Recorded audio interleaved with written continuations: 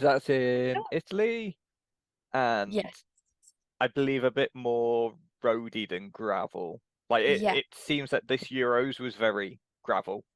I think they said Yeah. like So, 80%, and they're going to do the course in reverse for next year's Worlds. They were saying that on commentary. ooh, Um, that'd be interesting. yeah, um, that's certainly what Rob Hatch and Ollie Beckinsale were Yeah. mentioning. Um, But yeah, I feel like the course, it was quite funny. In the program, they were like, the short lap is like 90% gravel, whereas the long lap is 55% gravel and 45% road. When you got onto that long lap, you were like, this is definitely more than 55% gravel. But yeah, I think I've heard that Worlds is something more closer to 50-50.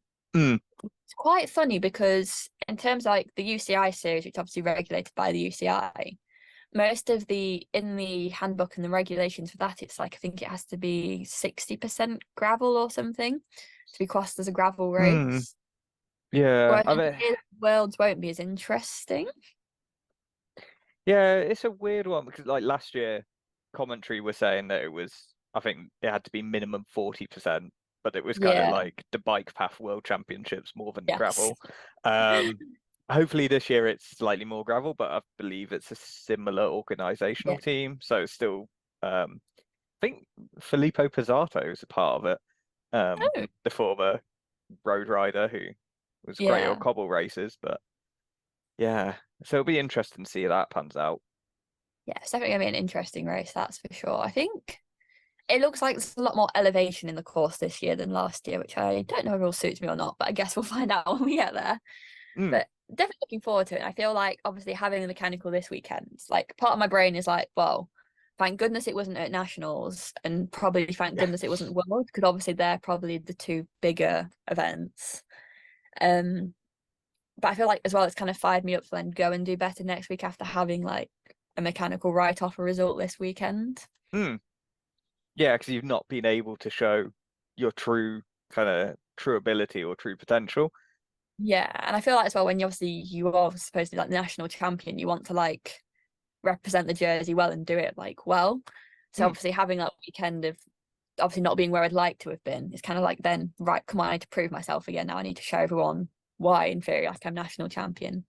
Yeah, yeah, of course. And it's kind of, I guess, is it a nice feeling that you're going from one type of national jersey to a different type of national jersey, your first time in the GB kit? Yeah. How have you got the kit through already, or do they? Yes, mine has arrived, so that's always good news. But Yeah, yeah, I'd be it's so always like paranoid. Like, I'd expect it to like not show up, and then that be the way they're telling me yeah. subtly that I'm not selected anymore. Well, they told us originally that they would arrive on, well, that it'd be shipped on the 29th of September. And I was like, oh my gosh, that's the week before. Imagine there's any shipping delays. But Yeah. I think mine actually arrived on the 29th. It might have arrived before, actually. Oh wow. Uh, yeah, so mine arrived on the Thursday, so that was the 28th. So it actually arrived earlier than supposedly they were going to ship it, which is obviously a bonus because then like Yeah. I've had a whole week of knowing it's here, it's ready. I can obviously be fine to wear the GB kit. But yeah, I think there's always like something that's like in you, like it's obviously it's like quite a nice feeling to actually be able to pull on like your national colours and like actually represent your country for a change. Hmm. Obviously, like there's always part of you it's like, oh, especially when you have quite nice trade kit, you're like, oh, it's a shame. And for example, for me, it's like, I've just got this like national skin suit and now won't get to wear it until next year. But at the same time, like it's definitely quite nice to pulling on like a national and the GB kit. Yeah. What are your hopes, ambitions for the Worlds? Obviously this is going to go out after the Worlds, so Yeah. people In listening and retrospect. watching along will be able to check the results and go, oh yes, Yeah. this did happen. I feel like it's hard to say at present because that's why we don't actually know a start list yet. So you could be like, oh, I want to be like top 25, and then like the top 20 or like top 50 is full of like World Tour pros, for example. Hmm. Um, Obviously the main reason like part of me is doing it is like experience, obviously like getting that World Champs experience, and hopefully it'd be good to start building on for next year's gravel events and calendar.